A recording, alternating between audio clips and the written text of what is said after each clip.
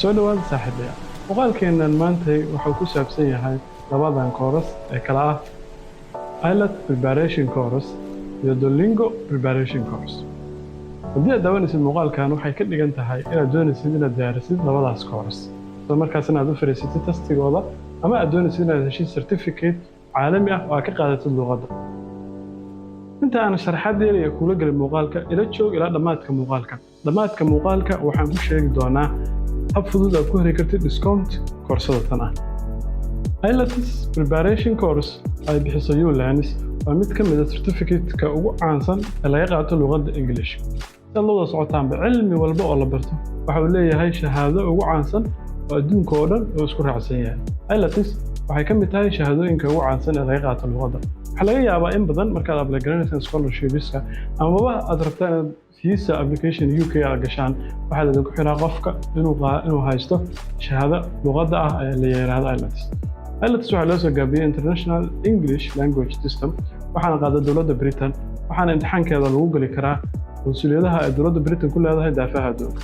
maadaama dalka Soomaaliya aysan wax qunsuliyado imtixaanka qaada aysan ku lahaynin waxay arday badan oo Soomaali caqabad ka qabsatay siday u geli lahaayeen certificate-ka. Koorsadan IELTS-ka oo isugu jirta 4 skill ee luqadda qof kasta oo doonaya inuu helo shahaadada IELTS-ka wuxuu ku khasban yahay inuu tago center imtixaanka lagu qaado kadibna uu galo imtixaankeeda u kala baxa laba qaybood oo kala academic waa qof kasta oo doonaya inuu apply gareeyo jaamacadaha heerka labaad sida masterka iyo PhD-da wuxuu ku khasban yahay inuu shahaado ka haysto luqadda Ingiriiska.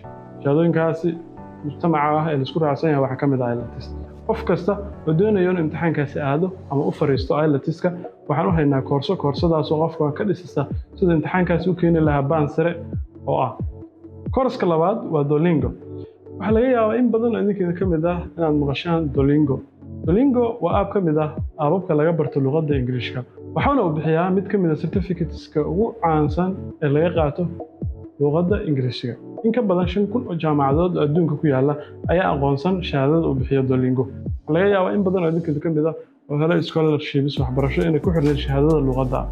ULearns maanta waxay idin keentay fursad cajiib ah taasoo ah in qof kasta oo doonaya inuu helo certificate international ah oo magac dheer ku leh luqadda oo ka qaato Duolingaha inaan siin doono preparation course. ugu horreyn qofka waxaan ka dhisi doonaa luqadda Ingiriiska hadduusan ahayn qof advanced ku ah luqadda waxaan geyn doonaa levelskeena kala duwan ee luqadda sida intermediate advanced.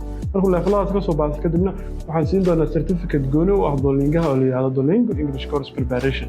markuu taas garan waxaan ka caawin doonaa inuu testiga Duolingaha u fariisto. ugu dambeyntii saaxiibayaal labadan koorso oo IELTS Preparation Course iyo Duolingo Preparation Course labadaba waxaa dhigaya macallimiin native ah waxayna ku baxayaan xiisado Zoom ah. asbuuc kastana qofku wuxuu helayaa 2 xiisadood oo Zoom ah. sidoo kale qofku wuxuu helayaa casharadii recording oo duuban. sidoo kale qofku wuxuu helayaa su'aalo badan oo ku sameeya practice inta aanu imtixaanka u fariisan. si aad u heshid discount weyn WhatsApp-keena noogu soo qor fariintan hoos ku qoran. mahadsanidin.